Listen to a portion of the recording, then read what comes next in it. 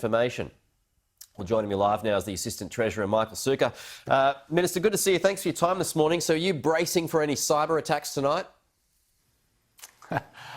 Peter, look, we've already had 3.3 million surveys returned, which covers about 8.5 million Australians. Touch wood, it's been a fairly seamless process thus far. So we'll be hoping that for the remaining 2/3 of Australians who are hopefully going to lodge their surveys over the course of today and this evening, that it'll all be smooth sailing. We've put a lot of work into ensuring that the 2021 census runs as smoothly as possible, and we'll be watching it very closely and hoping that it does, Pete. But, you know, there's no guarantees, but we're very confident that thus far it's run smoothly, and it will continue to do so this evening. Have you received any threats so far? Well, look, Pete, we don't outline those publicly. I think it's fair to say that there are always people who want to test government systems, whatever they might be, and there are a few events more significant and bigger in a logistical sense than the census. So you can imagine that there'll no doubt be people interested in doing so. But thus far, we've been very happy with the security measures we've put in place. We've worked very closely with the Australian Cyber Security Centre, the Department of the Defence, ASD. We've put a lot of work into it. There's never any guarantees, but we're very confident about not just the robust security, but the protection of people's data, the end-to-end encryption that we've put in place, a whole suite of measures to make sure that this really valuable information that we collect on behalf of Australians to inform decisions of government in relation to really important matters is done as efficiently and I'm just curious, why is it so attractive to hackers, the census? Why would a hacker care where I went to school? Look, I'm not going to go into what the motivations are of hackers. Clearly, there's a subset of people out there who just like to test their abilities, and they obviously get a thrill out of these sorts of things. Messing stuff up. I'm very hopeful that that this will be a very straightforward and a very quiet census night, we hope, and that's what we've planned for.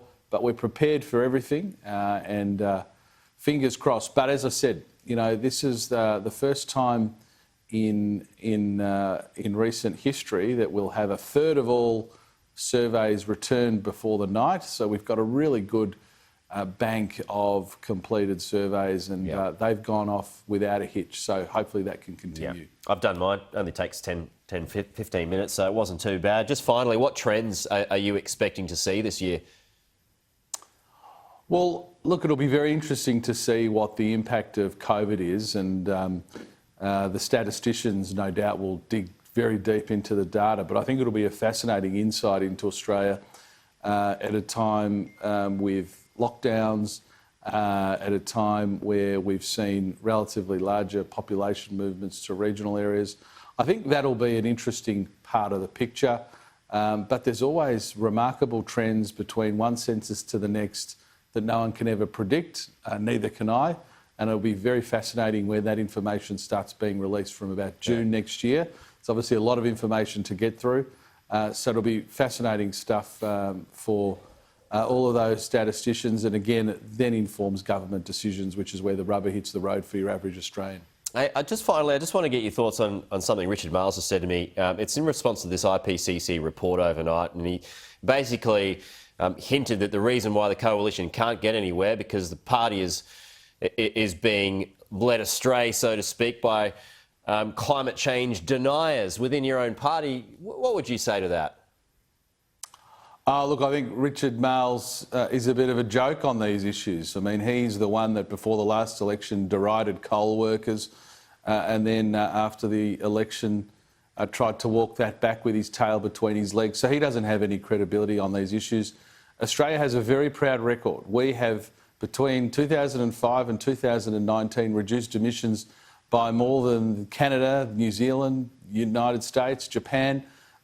We have a very proud record of achievement, not a proud record of making promises, a proud record of actually achieving these outcomes. And That's been done under the stewardship of this government.